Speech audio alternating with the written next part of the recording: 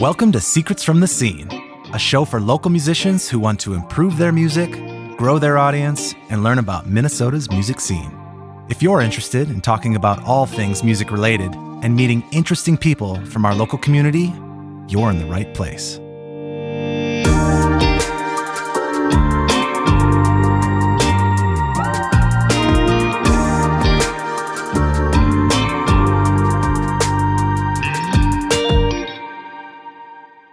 Welcome to Secrets from the Scene. My name is Stephen Helvig, and I'm your host. If this is your first time checking out the podcast, thanks for joining us. I really appreciate your time, and I hope you enjoy this. This podcast is all about local music, specifically the Minnesota music scene here.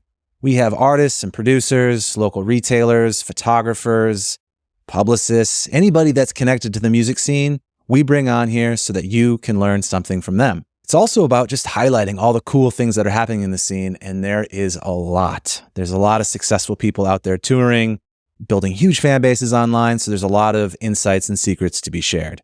Today's episode is going to be a fun one. I've got Nelson Devereaux here to talk about the difference of being the leader of a band versus being in a band.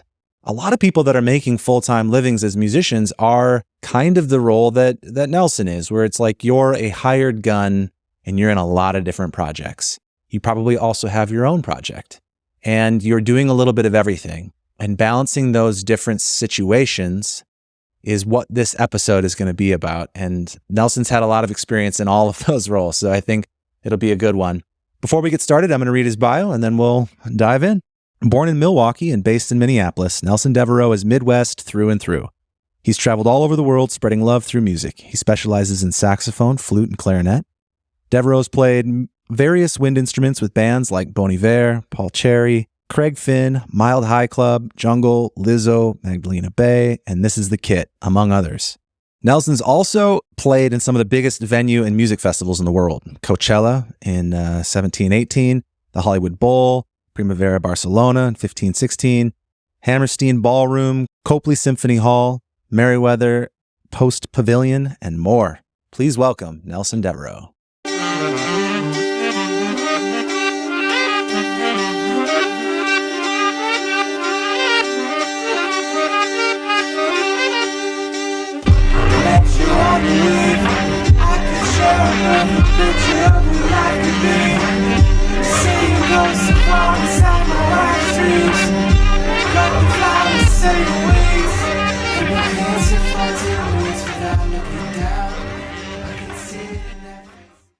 Hello.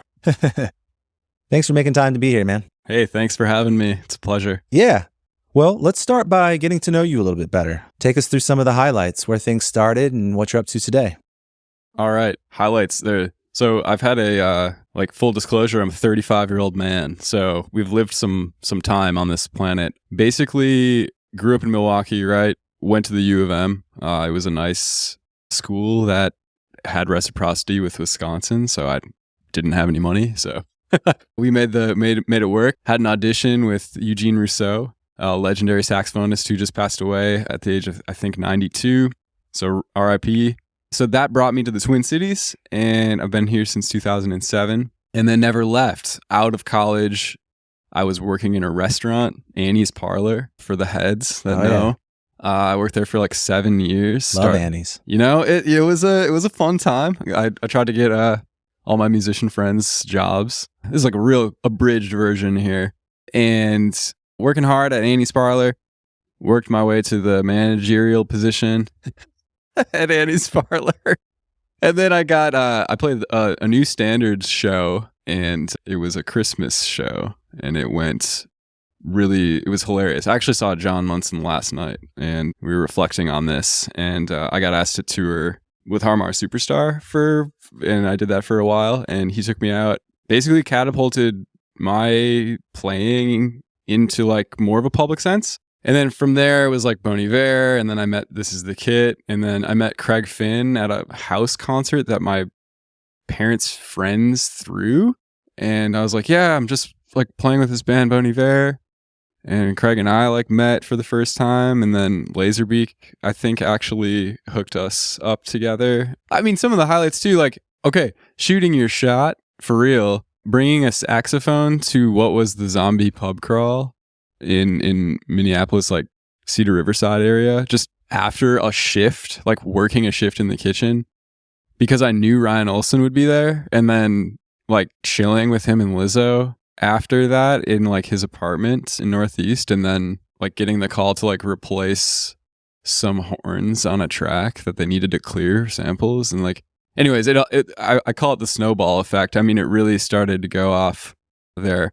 And I mean, highlights, honestly, like as far as shows, right? Primavera in Barcelona, that just has to be one of the most fantastic music festivals in the entire world. I was playing with Bon Iver, and right after us was Slayer, and then Aphex Twin. It was freaky. It was like 35,000 people in this giant, you know, you're right next to the sea, and those back to back shows, just like, and they projected my face onto the behind Aphex Twin and like distorted it and stuff. And I was me and Matt McCann were like two people that were side stage for that. Anyways, I'm a huge Aphex Twin fan. Wow. So it was really interesting to see him. And then also, this is a nice Easter egg too. There was this dude that my brother had been collaborating with since like probably 2014 or something. I'm going to get the dates wrong, but his name is Suko Pyramid. He's from Madrid. They met on SoundCloud, right? And then I was like touring there, and I was like, yeah, I'm playing Primavera. You should come see. So he like, at the time he was probably like 20 or something. He like took the train from Madrid to Barcelona, and then like I got him backstage. We like met in person for the first time. Max had never even met him. Max is my brother. And now he's going to come and do his first tour in the US in November. Like, wow. Like with me. So anyways, that's a highlight. There's a lot of stories though, man. I mean, a lot of stories from many years. I mean, feel free to direct me in different ways, but I mean. Well, I have some questions about even what you've said so far. Sure. Well, let's take it back at the start. You know, it seems like sort of the first pivotal moment is this gig with the New Standards. Yeah, super random. It went well, and that's how you got hooked up with Harmar? Yes, it did. It was really a crazy time. Yeah, I mean, I came prepared. I, of course, knew, you know, who John Munson was and the New Standards. I did my homework. I had heard Harmar's name before. Had never really met him. I think he was like maybe even living in New York at the time. They had him as a guest, and I am not convinced that Sean had even heard me play saxophone before. And then he asked me to tour, and I just went with it. I just jumped in. I was like, all right, this is my dream. And I quit the restaurant a couple months later. Yeah. And then, how did you get the gig with New Standards? Man, that's a really good question. Because were you in school still, or were you out? I had been out for like maybe a year and a half or 2 years. And doing some gigging then? Just playing around. I mean, I was lucky enough to kind of I was steered in the right direction when I moved to town. And actually, it was the people in the music scene that kept me here, because I wasn't super jazzed on the U of M's music program. I mean, it was very classical, so I knew I was learning a lot. I was getting my butt kicked in that regard. But I thought there might be a little bit more like contemporary music emphasis, and like, I was a jazz kid, and I was a little stuck up. Like, I thought that if you didn't idolize John Coltrane, like, you were not cool, you know? And so it was completely the opposite. I was in a saxophone studio that was all classical, right? I don't know. So anyways, my friends from Milwaukee, they were like, check out Mike Lewis, check out JT Bates, Adam Lynn's Fat Kid Wednesdays, Happy Apple, like those classic bands. And I remember taking the bus to Mike Lewis's apartment and like meeting him and like kind of playing with him a little bit. You know, I'm not sure if I need to do background on Mike Lewis because he's a legend, but no, you should definitely explain who people are. So yeah, Mike is like the most insane saxophonist. He's like my favorite saxophone player for sure, and turned into a mentor. And he played with Arcade Fire for a long time, Tallest Man on Earth, Andrew Bird, and then of course Bon Iver as the bass player and the saxophone player for that group primarily, amongst like many other fantastic projects. He's just like the most beautiful cat. So I went over there, had a lesson with him, which was like us chilling and like listening to records and just talking about music. And, you know, it was very like the opposite of academia, you know, which is good. I needed that because my lessons in Milwaukee were from Berkeley Fudge, was the name of my saxophone teacher. And he's a legit like was homies with Rashawn Roland Kirk, like sounded like Joe Henderson guy. Like, yeah. And so it was very much like play the Dorian mode, like okay, I don't know what that is because you're just playing chords on a piano and telling me D Dorian, anyways, theory, right? Yeah. Jazz theory. So I was like, I felt at home hanging with Mike because it was like the music that I knew. So anyways, those guys like kind of became mentors and showed me the ropes a bit. Like I would go to their shows. Like I think when I was 18, I opened for Fat Kid Wednesdays with a trio. I can only imagine how bad I sounded, but regardless, like the spirit was there, the energy was there. So I don't know. I like kind of made my way into this scene of dudes who were probably 10, 15 years older than me and would go out to shows. Like, yeah, man, I think it was just chilling with those guys and like just being around and present and not annoying and like trying to learn and like giving props and respect to these guys who had been doing it longer than me and like have a lot to say. That got me in the orbit of the new standards, which, is kind of funny. It's like a weird full circle moment to like I hadn't seen John Munson in years. And I was playing with a local group, Lamar, last night in Mears Park in St. Paul. I'm sitting behind this bush because I'm like the first guy to arrive. And like, they're obviously still checking and Munson like spotted me. It started giving me crap about like my Instagram feed or something. And I was like, dude, it's been a while. So anyways, it's wild that we're talking about this. But yeah, met Sean Tillman through that. Like I said, don't think he heard me play, but I think I had a reputation at that time of being someone who was pro and like definitely was bringing some different energy and, and I signed on for that tour and like 5 months later, I'm like in France for a month. Holy hell. Which was like some of the most insane touring I've ever done because Sean was we would do like 25 shows in 30 days, like that was the grind. And I was pretty green. I mean, touring wise, I'd done a couple of other things with like a fusion band I was in called New Sound Underground for like a while. I remember New Sound Underground. Yeah. So that was super fun. And like I think when I was 23, we like won this contest and played like Telluride Jazz Festival in Colorado. So that was like a big deal. Yeah.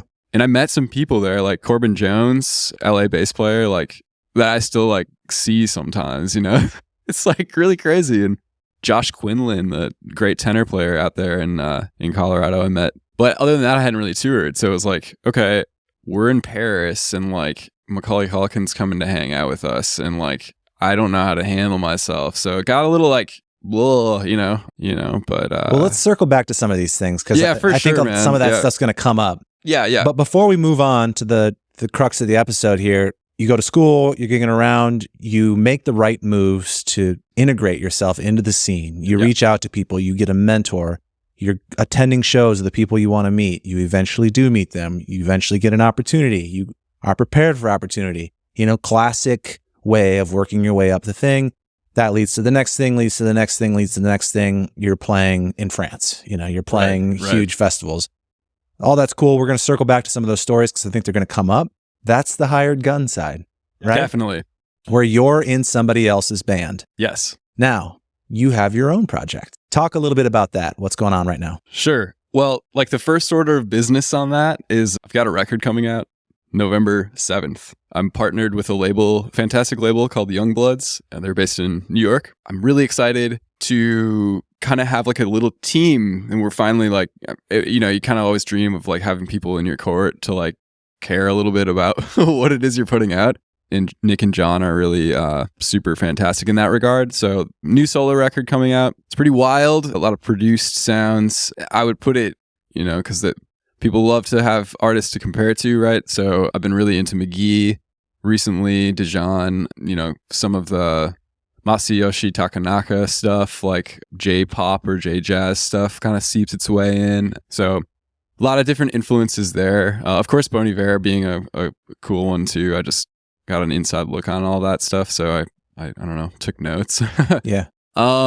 So that's coming out November 7th. I have one more single in October to kind of like culminate the longest rollout in history. but it's cool. I mean, we're trying it a different way because we got all the streaming stuff happening. So kind of a less is more mentality. Yeah, so I'm really proud of that project. I think it's cool. I think it's the most representative of my sound because it's a lot of playing with a lot of different projects and having to listen to so much music. Uh-huh. It's a unique patchwork, I think. But yeah, I mean, the solo stuff I kind of took some notes from my younger brother who like spent 7 days in college and then just like went full like Max Devereaux. So props to him.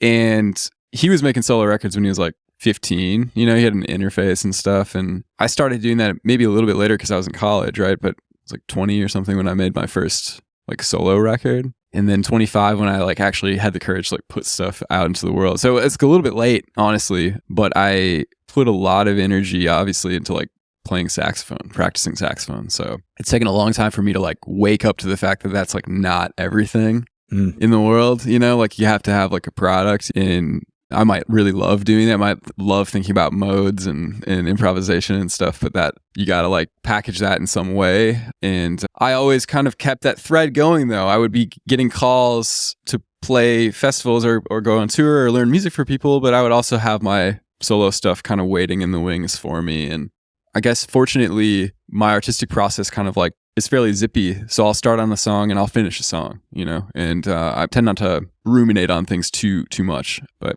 anyway, so that's kind of the solo like origin story, you know, like like knowing that I needed to produce something like that. So let's pivot to sort of the topic for today's episode of this, being the leader of a band versus being in the band. Yes. And the different mindsets, the different responsibilities, the different pros and cons between these things. Yes. That happen. Because you have your own project where you are the leader. I'm assuming that you have people that you've hired to play gigs and help with making this record. Yes. And you've also been the guy that's hired plenty of times. So yeah, I think when we start this conversation, let's start with the very beginning of it, which is picking the people. Oh, yeah. The choice. Yes. Who do you pick? How do you pick? That's a good question. A very important question. I would say to zoom out a bit, right? Zoom out a bit on your own project. I guess I'll just sort of approach the question as if I was to do it right now, right? What is it that you actually want to do? Like, how far is it that you want to take the project? If your goal is to play shows around town and have a good time and maybe make some money, you know, you don't have to really think about like, has the person toured? Do they have a day job? Are they, you know, do they have children? Like all of it, like makes it a more complicated web as you push it further and further. And it's nice to be able to like think about that stuff early on. I think if your aim is to tour, you got to pick people because you're investing in time. Like your time is your investment, and you don't want to waste anybody's time either. You know, so you got to be sensitive to that. But maybe picking people that have a history of touring, you know, people who, you know, might not be like a problem on the road, because that's tough when people are, you know, like the whole band's gone to the bathroom on the bathroom break and one homie is like just not like maybe asleep or like just didn't think about going. It's like really little stuff like that that's like completely non-music related that you still have to consider, because like if you're on a 20-date run, that stuff's going to add up. Because those bathroom breaks are going to happen, you know, going to happen multiple times a day, of course. But, you know, so it's like, you know, someone who has the wherewithal to like think beyond themselves and think about the project in a way that is like a group effort, team effort. So I guess like summarize a team player, right? Pick a team player, someone who sounds great at their instrument and is serious about what they do. Bonus points if they practice, you know, that's great. Someone who's not going to come late to rehearsals or sound checks, because that can get really stressful. I think all that makes sense, right? It's the responsible thing, okay? Yeah. If you're in the position where you need to hire some players, hey, we want to take woodwinds on the road, or we want to take strings on the road, or whatever, outside of maybe your core group. Okay, who's got a track record? Who's got a reputation for this? All that, right? That makes sense. However, in your story, your first big tour with Harmar, you're like, I don't even know if you heard me play. This is a good point. And so that's the other thing, which is that makes sense, what you just laid out. But the reality is a lot of that doesn't happen. It's just, hey, so-and-so vouched for you. Right. Are you available tomorrow? Right. Right. That's how a lot of it comes down, because it's just not that prepared. Yeah. For one reason or another. Right. But that's not how it goes a lot of time. Yeah. And so I think this is the segue where we can talk about, because, you know, when that is the case, where it was just like, so-and-so said you were good. Are you free tomorrow? You know, there's really not much thought that goes into that. It was just like, this is the path of least resistance. I need it tomorrow. Right. So let's switch over to the perspective of being the person that gets picked for that. Yeah. How do you frame that? Because I think when you're the person that's being picked, you think they did their homework. They know that I'm good. I must be valid about this. But that may not be the case. Yeah, I mean, all of the above. I mean, honestly, like the things that go through your mind when you do get the call, it's like this crazy rush. You're like, okay, well, in my case, I was like, this is what I want to do. I've wanted to do this for so long. So I think it was like very, very impactful to get that call. And yeah, I mean, there was a reason why I got asked. Like, it was probably word of mouth. But yeah, like I knew that he hadn't heard me play. But I think for me, I was, and this would be true for I think a lot of people who are in my position. Like, you would want to prove it yourself still. You would want to be like, yes, like I'm going to crush this. Like I'm going to learn all your songs. I'm going to write everything down. I'm going to think about this constantly, and I'm going to bring the best version of myself, or at least to live up to the expectations that I can do this job. And I think it is pretty cutthroat because in word really does travel fast. If you're not killing it on the road, like people will hear about that, and that really can mess people's careers up for sure. So you really want to come correct if you're going to commit to something like that as well. So that's where the commitment thing comes down, and just executing like what you say you're going to do. Let's take a minute to talk about our sponsor, Helvig Productions, which just so happens to be my studio. Are you a musician here in the Twin Cities, currently releasing music and ready to upgrade your sound? If you're tired of underwhelming recordings and want a polished, professional sound that gets people talking, we're here to help. We'll work with you to transform your next song into a production that feels impeccable, gets your friends singing along, and catches the attention of your soon-to-be new fans. And here's my guarantee. Give us 7 days to deliver a mix you love, or we'll keep working for free until you're 100% satisfied. If that sounds compelling, here's how it works. First, we'll start with a pre-production analysis where we focus on the core of everything, the songwriting and arrangement. We'll give you an honest, outside perspective to make sure your song is on track for the sound you want. And if it needs a few tweaks, we'll give you some tips and work with you to make improvements. If you want a deeper writing collaboration, we can bring in a specialized songwriter to assist. Either way, you keep full ownership of your music, no matter what. Once that's locked in, we'll jump into the professional recording and production process. This is where we capture the best performance of each part from start to finish. We'll handle everything from detailed recording to expert vocal production, editing, tuning, mixing, and mastering. Plus, all our best production assistants along the way. We've got top-notch gear, a great live room, and most importantly, over 15 years of experience helping artists get their best performances. This process has helped our clients build real fan bases and even land on Spotify playlists. We've got the results to back it up. Sharkoff built a fan base from scratch with over 99,000 YouTube subscribers and over 60 million views across platforms. Silver Warehouse got their very first single playlisted by Spotify, racking up over 3 million plays. Waltzing on Waves had a song from their debut album playlisted on Spotify, amassing 2 million plays. Ludwig landed sync deals with brands like Hyundai and shows like All American. And we've got over 80 5-star reviews on Google. So if that's all you need to hear and you're ready to chat, head to helvigproductions.com/let's connect or click the link in our show notes. We'll have you fill out a quick questionnaire, and if we're not a match, we'll let you know up front. We only work with clients who are a strong fit for our strengths because we're not satisfied until you are. If this sounds good to you, click that link and let's get started. I'm excited to see what we can create together. Well, why don't we talk a little bit about preparation? Sure. You get hired, and we'll stay from the perspective of being the one who's hired. What do you suggest is the right way to prepare for a gig, prepare for a tour?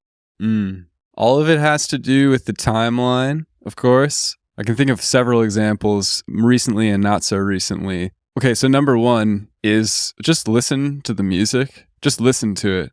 Now, if it's not recorded, you're going to have to do something else. You're going to have to you'll look at charts, and that's cool. But let's just say that this artist has music on Spotify, right? This is like a clear, clean example. They got their music on Spotify. You're going to make yourself your playlist.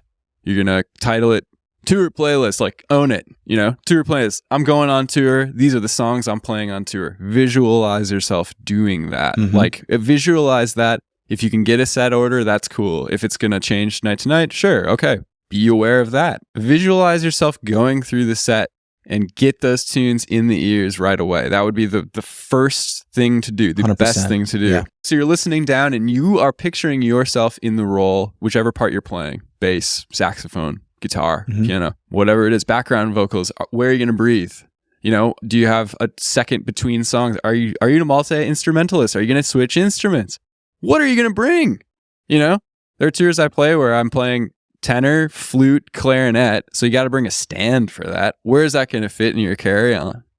Right? That has nothing to do with music necessarily, right? But it's like, do you have like an organization you're working with that's going to pay for your carry-on or your checked bag, right? Do you have a case that's going to just get destroyed if it goes underneath the plane? Or are you going to have to budget like $2,000 to buy a case for your instrument, you know, so you can do this? And there's always a balance you have to strike. There are always going to be things that like help make the travel easier. But if we can come back to the music for a second, right? Because that's what it's all about, or at least it should be.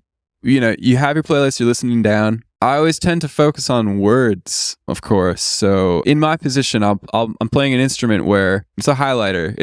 It's something that makes a song bigger and larger than it could be. Oftentimes it's a horn that I'm playing, like saxophone. Sure.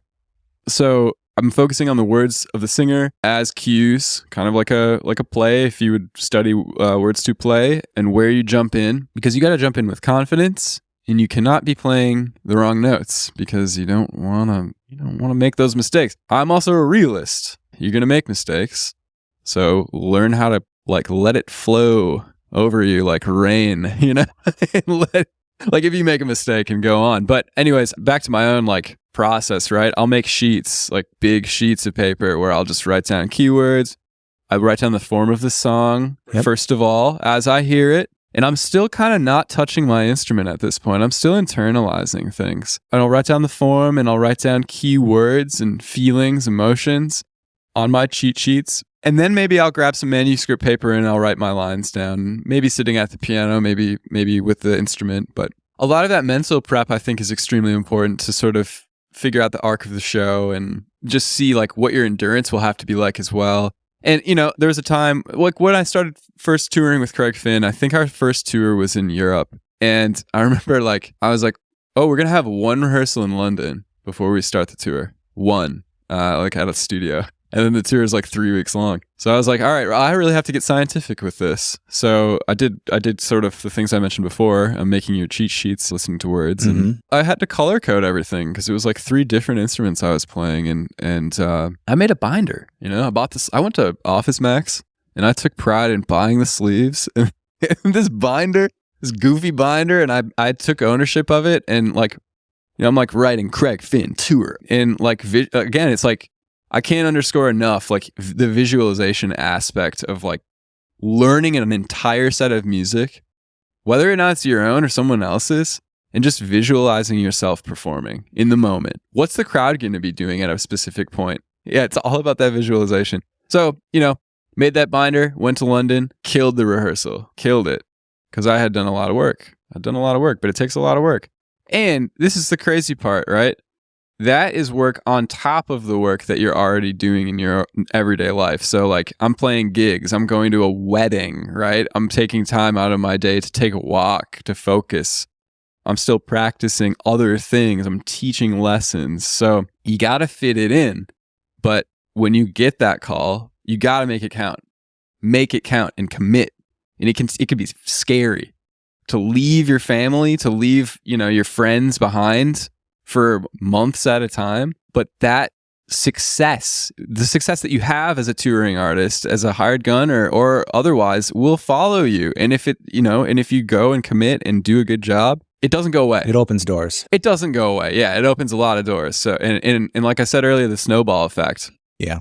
Like good things will come. Yeah. So let's tie in then preparation from the band leader's perspective, because, you know, I'm curious, like, let's take the Craig Finn tour as the continuing example. And first of all, can you give a little background on Craig Finn for people that don't know? Oh, sure. Yeah. So I'll start with the fact that Craig Finn does have ties to Minnesota. He was living in Edina for a while, I think a portion of his childhood. Sorry, Craig, if I misrepresent you here, but he was in a pretty successful band called Lifter Puller. He went out to Boston College and, you know, made the move to New York. Essentially, okay, bullet points, Minnesota, was successful here, went to New York, was even more successful with his band, The Hold Steady. Which is where most people would probably know him. Definitely. And so the Craig Finn Experience, his solo band, the name is Craig Finn and the Uptown Controllers. Great records out under those names and under Craig's solo project. And I would say his solo stuff is very poetic. It's deep. I mean, his lyrics in the Hold Steady are very deep as well, but, without the distortion, without the loud drums, it's like it's stripped down. I mean, right now he's in Europe. He's in Britain, I think, doing a solo tour right now. Just, completely by himself. And he can move a room like no one else. And I think we're doing a show, I think it's November 16th at the Fitzgerald.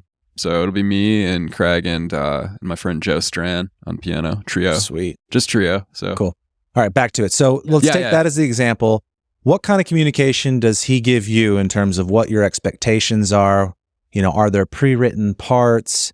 Or if that's not the best example, you can pick a different one if you want.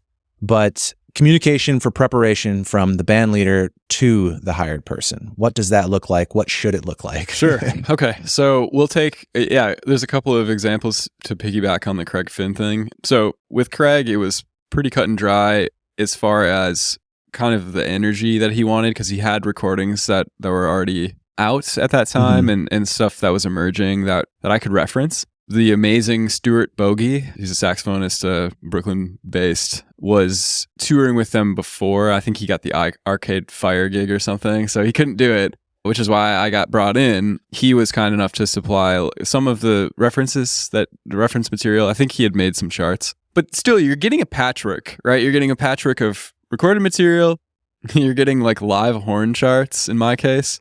And you're going to have to synthesize like, okay, so what in these is actually going to happen, because they're not always the same. Right. So that's when I would say like even like live recordings like from shows, those might be gold in that situation, right? It's ask for live recordings if you're going to get a gig like that, just because you want to know how like the actual show sounds, because there's so much production done in records that you're one person, in my situation. So it's like, I'm not going to be able to make like 4 horn lines happen. Or maybe you find a pedal that can do that, right? So that was, a patchwork, and it can be kind of overwhelming at first, because it's like, all right, there was 17 songs or something, and like, all right, I've got charts for these ones. I have to make charts for these ones. I have live recordings for these ones. Okay. Right. In the case of the Bon Iver stuff, it was like, all right, so we're going to try to make these, like the original recording session was 12 saxophonists, right? And we're going to pare it down to 5, and then we're going to make arrangements of these, some of which were done, like the new songs from 22 A Million, which, it came out a while ago, but and then we have these older songs that you could arrange.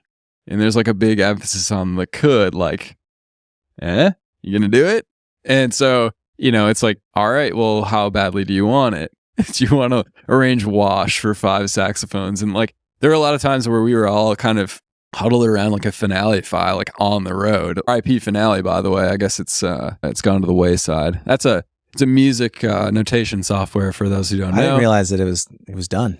Yeah, they ended it just before the school year this year, it really made some waves. I think they've transitioned to Dorico, which is a program I've never used. But yeah, I remember in my jazz arranging class in college that we were using Finale. Anyways, so like in certain situations, you'll have like the like, do you want to, like, you could do this if you want to, like as far as arranging stuff. And I think we all wanted it. So we ended up doing the versions of those tunes. Like sometimes we only played them once, Then that becomes a balance of like, how much time do you have versus what's the kickback? Are you getting anything for your time, like money wise? And the Bon Iver crew is, of course, very generous. They have a reputation of being very generous, and so they're good to us in that regard, compensating our time and such. But certain situations where you might get called to do a show, and it's like one show ever, and it's 18 songs or something, and it's like, we can rehearse once, and like, how much, like you're making $100, and you're like, well,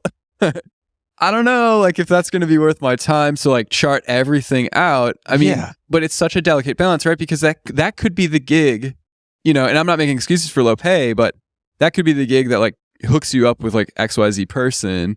So you might calculate, and that is all on you. Right? It's all on you. You might calculate that is a good move for you. And that's where you got to follow your heart. And I think that's part of the journey too. Let's just dive into the money conversation, because that was another topic I wanted to get to. For sure. You've already alluded to the first thing of just like, is this gig worth it based on the pay? Some things could be great opportunities, but terrible pay. There's no right or wrong answer. I think you nailed it, that it's your choice. You have to make those calculations yourself. Do you have the time? Do you have other things going on? Do you have other priorities? Is this a relationship that can go somewhere beyond this? Those are all valid reasons to do it. It doesn't have to just be about the money, but the money's important. It is. And you have to make sure it works out. You know, we were talking a little bit before the conversation even started today of just like how different the money calculation is when you're 23 versus 33. You know, it's a different equation at that point. You know, I think the money conversations, a lot of it is tied into just communication, right? Figuring out what the expectations are from you. And then can I say yes to this based on that? What else comes to mind though, in terms of figuring out, you know, maybe if the gig is right, or even how to pay people, or, you know, anything along that line that comes up for you in terms of your experiences? Good things to think about starting with is, you know, from a band leader's perspective, you got to have a budget. You got to have a budget. Make one. You know, think about what your overhead is and make a budget. I mean, a lot of tours that I've been aware of and potentially been a part of, you know, it's like, do you have a budget, or do we just kind of flying by night here? You know, so just have a number, even if it's like a loose calculation. I think the more specific you can get, the better. And I think if you're really, really serious about making it a thing, you got to get specific. You got to think about the cost of gas, the cost of hotels. And I guess we're just talking about touring, but if it's like a single show, like ask the people that are putting the show on what the budget is. Simple question. Nobody asks that question, right? And they'll tell you. They'll give you a number. And then you have an in to say something back. You get to respond as well, of course. And you might just realize that, like, yeah, I don't have the budget to hire 5 people to play this show. If it's your own band, maybe you do it solo if it makes sense for you to do it solo. And people just have to understand. And that also goes into the expectations of band members, right? Is this a project that they're going to be throwing their heart and soul into? And are they going to be super bummed out that they don't get to play the show? That could be a tough thing to navigate as well when emotions get involved. But ultimately, it's about a foundational baseline for the person that's in charge, right? So if you're a band leader and it's going to bleed you dry to do the show, unless it's like really fun and you really want to do it, like you're going to have to make that calculation on your own. You might not want to do the show. Really, you shouldn't have to sacrifice your own like well-being and mental health to make something happen. And you got to read yourself in that. And we all come from different places as far as like our own in tuneness with if something feels right. But over time, you'll get there if you keep going. But sometimes you might have to take a pass, and that's okay. It's okay. Another gig will come up, you know, as long as you don't commit to something and then under deliver or underperform. And I think just ultimately communication being like the cornerstone to all of this is like, okay, you want me to play this show, or you're reaching out. Okay, what's your budget? Like, let's talk about it. Let's email. I know people might be uncomfortable with this, but like, let's hop on the phone. Crazy idea, right? But we can get a lot more communicated in less time if we're actually speaking to one another. So I think that's ultimately what I have to say on that. I don't know. Is there more? I'm kind of curious from you get hired to do a tour. Yeah. In terms of getting paid for that. What are the things that go through your mind when you're trying to figure out what can I do this for? You know, I think a lot of people go, I just want to do it. You know, there's always this pull between like the status of having done this or the resume building aspect of it versus the money aspect of it. And so now that you've done a few of them, what are the things that you feel like are overlooked? Mm-hmm. That you go, wait, that actually, there was hidden costs that I wasn't aware of on both sides, on the money side and on the status side. It's a good question. A very important question. Hidden costs, travel expenses that'll nail you sometimes. Again, if you get asked to do a tour, you got to like think about the fact that you're playing music like 10% of the time. So it's my very accurate, percentage.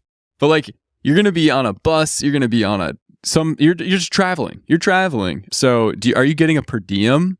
Like, are you going to be able to like feed yourself and like be comfortable and not like super hungry? And are you coming out of pocket for that stuff? Because that could mess you up. That makes a big difference. The food situation, like that can really, $25 a day. It's better than zero, right? It's better than zero. And so you gotta get smart about how you're doing the food thing. And there's a broader conversation of like, does everyone in the band enjoy the same types of food, right? Because you're like, I want to go to the Sweet Green. I want to go to the Chipotle. You know, it's all like roadside food too. So you're always having to strike a deal to some extent. I'm vegan, right? Or like I'll eat anything. But either way, like try to discuss a per diem. I think it's good if you're a band leader taking a band on tour. Try to, if you're providing that for your musicians, that is like above and beyond amazing. If you can do that, I do want to circle back just quickly to the status versus money thing too, right? Of course, this is just my opinion, which is a little loaded, I suppose. But like, I do think that if you're starting off, like you should be asking questions, right? Good questions about money and stuff. But if you're secure and you can make rent for a month or something and you're not like super struggling, if someone asks you to go on tour, you might be on the fence about it because it's a little freaky to do. Just try to make it happen for yourself. Like try to get out there and get some experience, because there's so much you learn on one show, right? How to wrap a cable, how to like deal with a tight changeover, plugging in your XLR into a DI. Like there's so much stuff that you learn that like they're not going to teach you in school or whatever. So if you can make that happen for yourself, that's really good. But yeah, I don't know. I'm getting a little off track. The hidden cost thing, I think it's just it's transportation, man. It's like, how are you getting your stuff from point A to point B? Like if you're in an airport and you're getting rocked with $50 baggage fees and oversized stuff, if you're bringing like a keyboard or something, like, is there a plan for that? Again, is there a budget for that? Is everyone going to be taken care of, or are you going to have one member of your band like really mad because they are like, oh, there's a day's pay, in just taking my keyboard. Sure. So, and things to think about, like renting gear versus bringing gear. If you're DIY, right? The age-old question of, are we taking a couple of cars or are we going to rent a van, because you'll get, again, the gas costs for vans, like over $100. You're like, okay, well, the guarantee was $200, and it's not always ideal because you try to book tour, right? And you might have an anchor date, which is an important thing to talk about, right? Booking one show or multiple shows, if you're lucky, that really fund your whole tour. Maybe it's a festival, maybe it's some kind of like community outreach experience where you get to do like a Q&A or something in a different town or what have you. Like that's a super important thing to think about too, like an anchor date. Okay. Before I get too off track, you got any questions? No, I think, in terms of hidden cost things, just making sure you're clear about what additional costs might be involved in your transportation. Is everything being covered by who's hiring you, or are you expected to cover your own luggage if you have to fly, if you're driving yourself for some reason or whatever, Right. What are your costs? Really thinking through all of that with transportation, lodging, food. Obviously bigger opportunities, bigger tours might cover some of that stuff, and then smaller stuff may not cover any of it. Right. So you just have to be clear, which comes down to making sure you have communication. And then on the band leader side, as you said, just budgeting, being transparent about this is what we can pay. If you say no to it, that's fine. I understand. Well, a band leader is always going to want to have you on board, if they like you as a musician. So if you want something, you're going to have to ask for it. And it can be uncomfortable, but just embrace that uncomfortable conversation because it'll be over in 10 seconds, just ask the question. Yeah. No one is going to freak out. It's like I think we tend to build things up in our minds like, oh, I might lose this gig if I advocate for myself. If you lose the gig and you advocate for yourself, then it wasn't the right gig. Don't take it. Yeah. So I think you just gotta kind of like bust down the doors as far as those conversations go and make it happen for yourself. Because if you're settling for less and you could have more, you're just not going to be happy and you're sacrificing your own happiness. And this is supposed to be a career. It's supposed to be a career, right? You should ideally be doing this for a long time. So start now. Let's talk about creative choices. Sure. So this can be for a live show where maybe there's some flexibility of like, we just want you to add some stuff to this, or like, you know, or you get to sort of decide what this chart's going to look like or whatever. And then there's also the studio side of things when you get hired to be a studio player and you're contributing in that manner. There's different calculations that you're making if you're the hired person and you might be looking at, you just tell me what to play versus your own project. How have you managed those different things? How do you figure out what's expected of you? How do you take criticism? Because there's going to be creative differences. Oh, always. Let's talk studio. You know, you got to be able to take some criticisms in the studio because ultimately it's the producer or the artist. If you're working as a hired person, you're servicing the project, right? You know, you get the call, you come in and you do you. I'll use myself as an example. I didn't handle this super well. I was in Austin on like a day off and a band called my homie and I in to play, and I like soloed on something, and they were like, because again, they're not like they weren't like steeped in John Coltrane or whatever. And at the time, you know, I was a little younger. I was just like playing what I wanted. I wasn't like thinking too much. He was like, "That is so Christmassy." And I was like, "What?" Like I was pissed. I was mad, and you know, and I let it show a little bit. And I was like, "Well, you guys get another horn player, right?" I don't think I was getting paid, but it was like a cool points thing, whatever. I think ultimately, like, being able to take the criticism and understanding that what you're making isn't the end all be all recording. Just make the recording and like satisfy the people you're working with. Like make it. That's not to say you shouldn't advocate for certain creative choices, but like just understand the assignment and you know, take your ego out of the game. And I think, you know, when we're younger, we're a lot worse at that, or at least I was. It's partly that when you first break into doing that, you're so excited for that end product because you just don't have a lot of those yet. Yeah. And so you really want to show off like your voice. 100%. And it can be really tempting to want to control the product into your favor. Yes. But that's not why you're being hired. Exactly. And if you do that, you'll not get hired again by that person. Exactly. You know, I've done that. Like I hire session players and yeah, if it's like clearly the person's not interested in what we're trying to do here, then they're not the right session player. Yeah, it doesn't work. Yeah. You don't have to have experiences like that, but it definitely,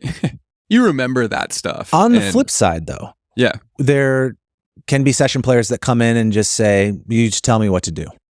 Right. And there's not much effort in creating the part. Yeah. That's kind of the opposite side. And that's also not good of like, just give me the chart, tell me the notes to play. Right. You know, if that is the case and they have that, you know that, then I guess that's fine. But you should be willing to create as much as possible, to want to take that solo and say, hey, here's what I would do. Right. And go as far as you can with it, and then take the criticism and go, okay, that's not you want more of this? Let me try it this way. 100%. And I think, again, to kind of piggyback on payment stuff and budget stuff, like having the conversation early on. So ideally, the person who has hired you kind of understands where you're coming from musically and wants that. In a lot of cases, you should rest easy. Like, okay, like I'm the right person for the job because I got the call. But at the same time, you know, again, advocating for yourself in the sense creatively, right? Asking, you know, do you have an idea? What is your idea? What is your vision for this? And sort of like trying to have a little bit of a Q&A about the project itself, trying to, again, understand the assignment before you go in and try to put your spin on it. Because it is great to do you on a recording. It's fun. It's liberating and awesome. And again, ideally, that's why you're being chosen. But yeah, it's that initial communication. Do you have a chart for this? Okay. No biggie. You don't have one. I got to take a second to listen to it. Or I'll just jump in and we'll just do like one take where I'm just kind of reacting to the music, and that can be really interesting and yield some great results. And then you whittle it down. And if everyone's coming, you know, on the same page to a project, or at least like understands that there's going to be collaboration in the studio, then it's going to be a much more enjoyable experience than you just coming in, blah, blah, blah, blah, blah. Oh, it sounds like Christmas.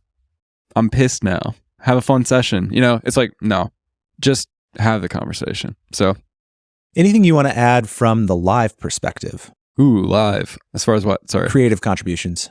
Ah, yes. again, I think we're hitting a real common theme here of the communication aspect. So like one thing that comes to mind initially is like, okay, so you're playing with a band where their song has like millions of views or plays on Spotify.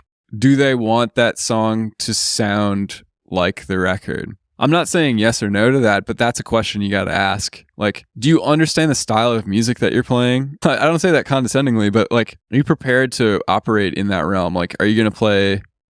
I'm thinking about like different styles, like instrumental music right now. Like, so if you're playing like a Dixieland tune or something, or like some like New Orleans style marching band stuff, and you're playing like tritone subs or like really whacked, like outside of the coloring outside the lines, like solos over the top. It's like, it just doesn't really work. I mean, unless that's like the hybridization of the band that you're in, like it's not gonna fly. So I'm thinking from like an instrumental soloist side of things, like learn the language of the music that you're playing and understand what might be pushing the boundaries.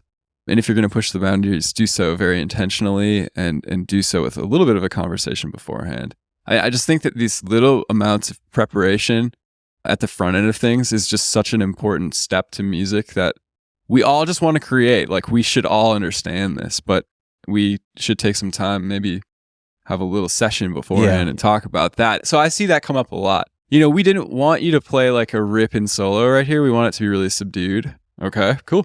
So really quiet. I'm going to play really quiet. Great.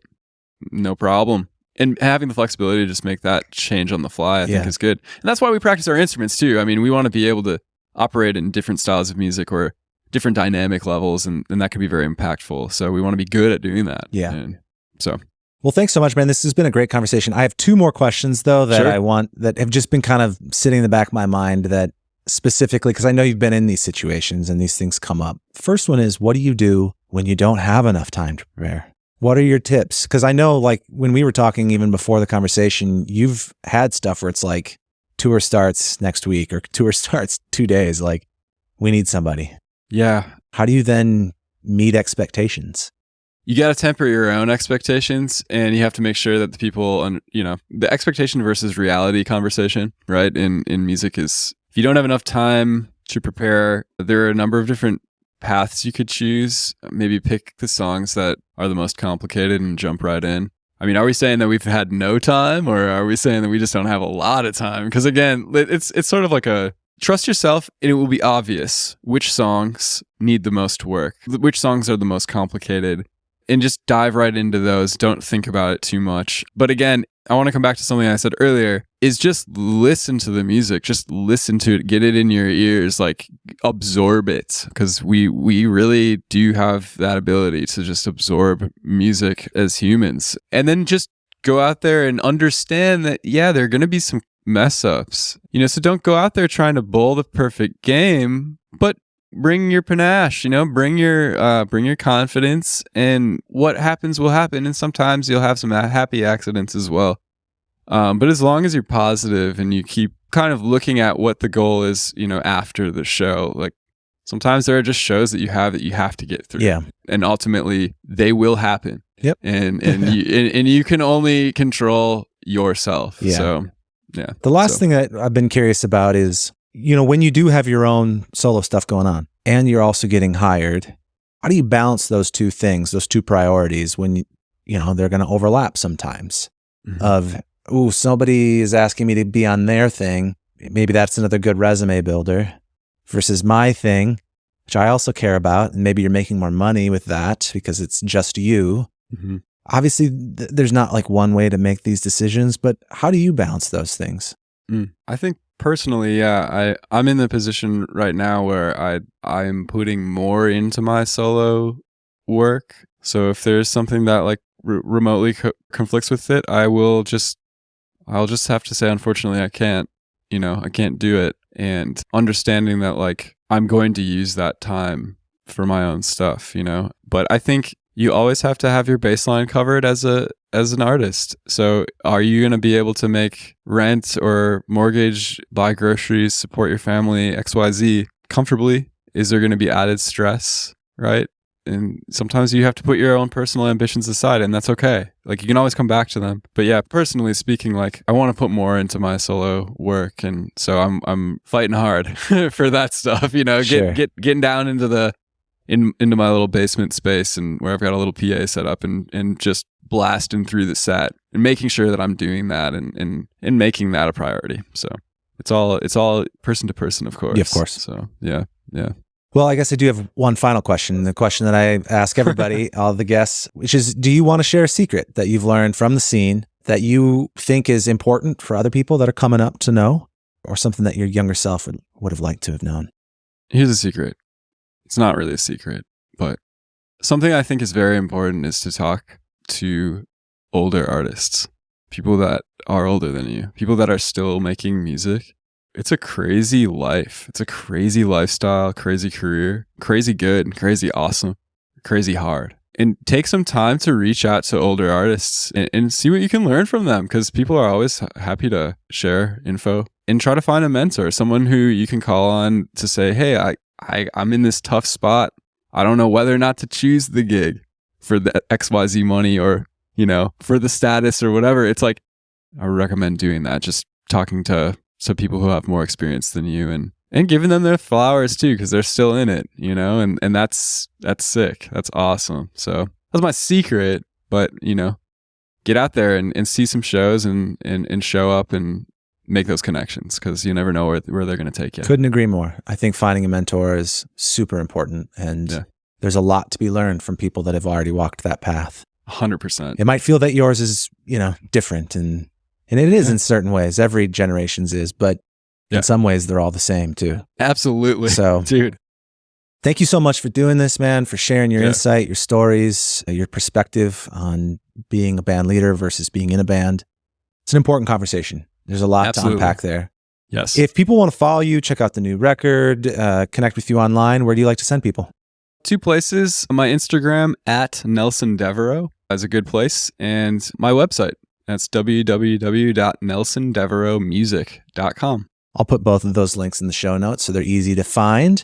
Thank you so much for doing this, man. I really appreciate it. Thank you, everybody, for tuning in. If you liked this episode, please leave a rating, leave a review, subscribe, like, all that stuff. Basically, it just helps us here at the podcast know that people are listening. People do want this to keep going. If you've got ideas for the episode or feedback, send us an email. We read everything. We are always wanting to hear what people think works and what doesn't work. If you've got ideas for guests, different topics, we'd love to hear them. But mostly, thank you. Just thanks for tuning in. Share this with a friend. I'll see you next time.